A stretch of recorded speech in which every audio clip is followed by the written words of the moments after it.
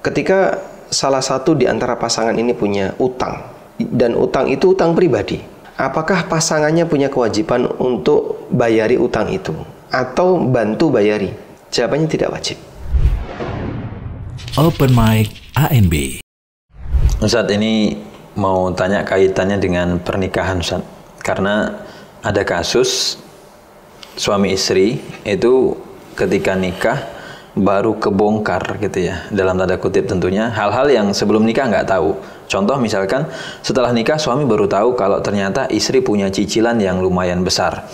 Dan setelah nikah istri ngerasa bahwa beban cicilan dia itu tanggungan suaminya. Nah, kalau di dalam Islam seperti apa Ustaz melihat fenomena yang seperti ini? Artinya cicilan istri itu benarkah yang nanggung suami terkait pembelian aset atau yang lain, atau seperti apa harusnya? Ya.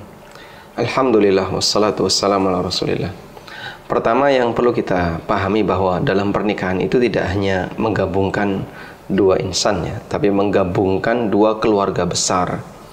Oleh karena itu persiapannya harus serius, termasuk diantaranya adalah masalah keterbukaan. Sehingga baik calon suami maupun calon istri sebelum mereka akad nikah, tolong sampaikan dengan terbuka apa yang ada pada dirinya, berkaitan dengan fisiknya, berkaitan dengan karakternya, termasuk juga berkaitan dengan keuangannya ya. Dan banyak di antara mereka seperti yang tadi disampaikan dalam kasus, bahwa begitu mereka nikah, layar terkembang, akhirnya jadi tahu, oh ternyata suami saya seperti ini, oh ternyata istri saya seperti ini pasca nikah. Saat mereka sudah tahu seperti itu pasca nikah, bingung. Ini kalau mau berpisah, apa kata keluarga, apa kata tetangga? Artinya beban moralnya akan lebih besar. Terlebih ketika itu baru saja terjadi, akad nikahnya mewah dan seterusnya. Kemudian semua orang mendoakan semoga bahagia, ternyata di balik itu mereka sedang dalam kondisi bermusuhan dan seterusnya. Maka kita menekankan, yang memberikan edukasi kepada masing-masing para remaja, pemuda yang mau nikah, tolong Anda terbuka, sampaikan dengan terbuka bagaimana kondisi dan latar belakang Anda. Kemudian yang kedua, ketika salah satu di antara pasangan ini punya utang, dan utang itu utang pribadi, apakah pasangannya punya kewajiban untuk bayari utang itu atau bantu bayari? Jawabannya tidak wajib. Baik yang punya utang istri maupun yang punya utang suami. Sehingga kalau istri punya utang, sebelum dia nikah dia punya banyak tanggungan, lalu dia nikah dan dia nggak terus terang, kemudian setelah akad suaminya baru tahu kalau dia punya banyak tanggungan, apakah suami berkewajiban untuk membantu cicilan itu atau bahkan melunasi? Jawabannya dua-duanya tidak wajib. Sehingga dalam hal ini murni tanggung jawab istri. Silahkan gimana caranya kamu membayar cicilan itu, dan ini bukan tanggung jawab suamimu. Kalau sekiranya suami membantu secara sukarela, sah-sah saja. Tapi ketika itu dibebankan kepada suami sebagai kewajiban, jelas ini keliru, karena ini bukan kewajiban suami. Suami tidak punya kewajiban untuk melunasi utang istrinya. Tapi gini Ustaz, kalau suami itu kan dia punya kewajiban ngasih nafkah Ustaz ya. Artinya apa yang dibutuhkan istri, apa yang dibutuhkan anak, apa yang dibutuhkan keluarga, itu kan istilahnya include gitu, masuk ke dalam daftar nafkah yang harus dikasih suami kepada istri. Tapi kan kalau tadi istri punya utang harusnya gitu Ustaz, itu kan bagian daripada kebutuhan istri. Ya harusnya suami dong tanggung gitu Ustaz. Bisa nggak kalau utang-utang istri, apalagi tadi kaitannya dengan rumah dan lain-lain, kita include Ustaz ke dalam nafkah? Atau sebenarnya nafkah suami gitu ya, itu mencakup apa saja dan apa yang tidak dicakup oleh nafkah itu sendiri Ustaz? Baik, kalau berkaitan dengan masalah nafkah, memang ketika suami itu punya harta, dia punya kewajiban untuk menyerahkan sebagian kepada istrinya sebagai nafkah. Dan perintah tentang nafkah ini banyak sekali dalam Al-Quran. Kemudian mengenai cakupannya, di situ ada 3. Orang nyebutnya sandang, pangan, papan. Allah Subhanahu wa taala berfirman, "Askinuhunna min haitsu sakantum min wujidikum." Berikanlah tempat tinggal bagi para istri kalian min haitsu sakantum, sebagaimana tempat tinggal yang kalian miliki. Kemudian di ayat yang lain Allah mengatakan walahunna rizquhunna wa kiswatuhunna bil ma'ruf. Bagi para istri mereka punya hak untuk mendapatkan pakaian dan mendapatkan makanan dari suaminya bil ma'ruf, dengan kadar ma'ruf. Ma'ruf artinya kadar sesuai urf. Dan urf antara satu daerah dengan daerah yang lain itu berbeda, sehingga mengikuti bagaimana kondisi urf di masing-masing wilayah dan di masing-masing waktu. Tentu saja nafkah di Jogja mungkin 20 tahun yang lalu dengan nafkah sekarang berbeda nilainya. Nah, itulah yang disebut dengan pengaruh urf. Oleh karena itu dalam hal ini berkaitan dengan utang istri yang tadi disebut sebagai kebutuhan, maka bisa kita bagi menjadi dua. Pertama, istri yang utang karena suami tidak menjalankan kewajibannya. Misalnya seorang suami yang tidak ngasih nafkah ke istrinya, atau dia pengangguran sehingga tidak bisa ngasih apapun ke istrinya. Sampai pada titik si istri ini dia butuh makan atau butuh sesuatu yang menjadi kebutuhan pokok dia sesuai urf, terutama makan ya. Terus dia utang beras, utang telur, utang apa lagi? Utang bumbu. Dan itu bahan makanan pokok yang normal. Saat dia utang seperti ini, maka ini adalah kewajiban suami yang harus membayarnya. Kenapa? Karena dia utang untuk nafkah, sementara dia nggak dikasih. Artinya itu adalah hak dia, dan dia tidak punya kewajiban untuk melunasi utang itu, karena ini seharusnya adalah hak yang ditunaikan oleh suaminya.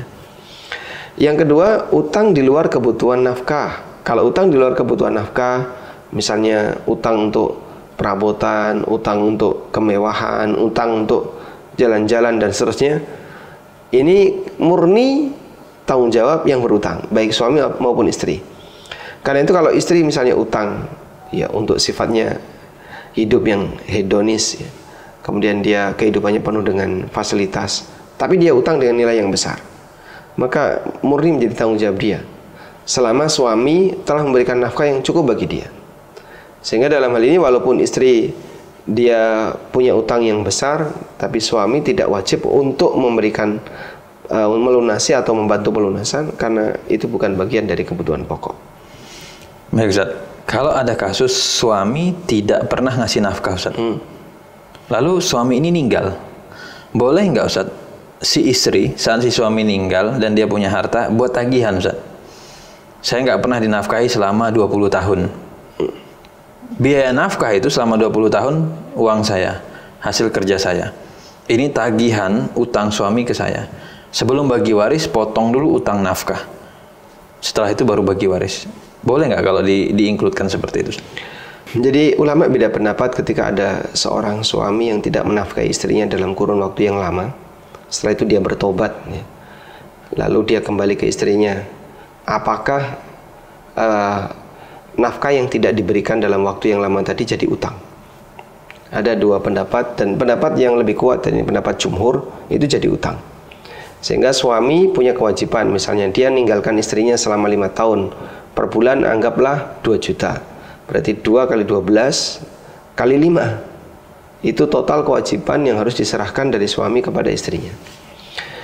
Selanjutnya bagaimana kalau suaminya wafat? Apakah istrinya yang tidak pernah dinafkahi itu bisa minta sebelum bagi waris, tolong hak saya dikembalikan dulu? Jawabannya bisa. Sehingga misalnya dengan asumsi ya, suami sama sekali tidak ngasih nafkah yang cukup, atau bahkan tidak ngasih nafkah sama sekali. Jika dalam posisi ini, maka nanti istri bisa menghitung kira-kira kebutuhan nafkah dia berapa. Oh, anggaplah per bulan 2 juta kali sekian tahun kali 12, karena itu adalah kewajiban yang harus ditanggung oleh suami. Nah, setelah ketemu angka seperti itu, nanti istri boleh minta warisan sebelum dibagi. Kemudian tadi Ustaz, kaitan dengan ayat ya, nafkah suami kepada istri kan salah satunya tadi askinuhunna min haitsu sakantum. Apakah rumah yang disiapkan suami untuk istri sehingga istri tinggal di situ menjadi milik istri, Ustaz?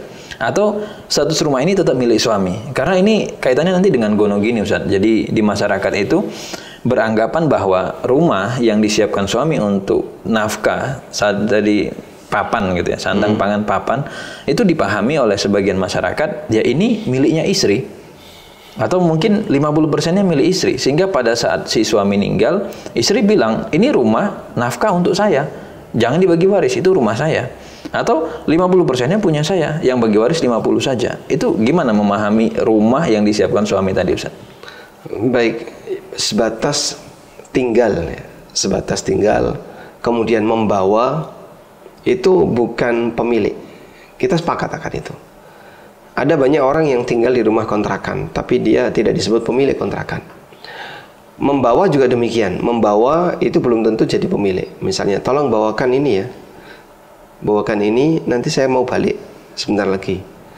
Membawa seperti ini, baik saya terima, saya bawa. Apakah jadi milik dia? Tidak. Sehingga membawa tidak otomatis jadi hak milik. Karena tidak jadi hak milik, maka dalam hal ini, wallahu alam, ketika seorang istri tinggal di rumah suami, berarti dia mendapatkan fasilitas berupa tempat tinggal, tapi bukan berarti diberi rumah oleh suami. Yang ada adalah fasilitas tempat tinggal, bukan pemberian rumah. Maka dalam hal ini, status rumah tadi milik siapa ya? Status rumahnya tetap milik suami ketika suami meninggal, dan tidak kemudian serta-merta pindah ke istri. Hal yang sama juga berlaku untuk harta yang lain. Sehingga ketika seorang istri ngumpulin harta dari uang suaminya, perabotan ya, kemudian suaminya meninggal, maka dia beli dari uang suami, dan itu tidak dikasihkan ya, sebatas dia beli. Dalam hal ini, nanti ketika suaminya meninggal, ini perabotan masuk jadi waris. Tapi Pak, perabotan kan identik dengan perempuan. Iya, tapi pengadaannya pakai duit siapa? Pakai duit suami. Makanya kembali ke suami. Wallahu a'lam. Ibu-ibu protes, Ustaz, kalau Ustaz jawab seperti itu. Mereka mengatakan kami ini melayani suami dari awal berjuang nikah sampai suami wafat, kami nggak dapat apa-apa. Kami cuma dapat pahala doang gitu. Kalau disebut nggak dapat apa-apa, mungkin nggak jujur sekali itu. Nah, dia makan dari mana? Dia tinggal di situ selama bertahun-tahun. Dia menggunakan fasilitas di rumah itu selama bertahun-tahun. Saat dia makan kan pakai dana suami, dia tinggal di situ di rumah suami. Kemudian dia menggunakan fasilitas yang ada di situ selama bertahun-tahun, pakai baju, pakai apalagi yang ada di dalam situ. Itu apa nggak ada biayanya? Tentu saja ada. Dan bagian dari keberkahan keluarga, Masya Allah, yang seperti ini nilainya lebih murah. Baik, jadi istri sudah mendapatkan, dia tinggal di situ, dia dapat. Nah, selanjutnya ketika suami meninggal, saya minta tolong dibagi dua. Ya nggak bisa. Di sini ada hak ahli waris yang lain. Oleh karena itu coba kita lihat di sini. Pada waktu Hindun mengadukan kepada Nabi SAW mengenai suaminya yang pelit, Hindun mengatakan, Inna Abu Sufyan rajulun syahih. Abu Sufyan itu orang yang sangat pelit. La yu'tini malihi ma yakfini wa waladi. Dia ngasih hartanya untukku tidak cukup untuk aku dan anak keturunanku. Maka apa kata Nabi SAW? Khudhi min malihi. Silakan kamu ambil harta dari Abu Sufyan tadi. Namun sifatnya adalah yang cukup, ma yakfiki wa waladiki. Yang cukup untuk dirimu dan untuk anakmu. Andaikan hartanya suami itu milik istri, tentu Nabi SAW akan mengatakan kepada Hindun, silakan kamu ambil hartanya Abu Sufyan sesukamu. Tapi beliau tidak bersabda demikian. Tapi yang beliau sabdakan adalah yang cukup bagimu. Nah, di sini makna cukup kan berarti apa yang kira-kira ketika dipakai di kota tersebut tidak sampai kekurangan.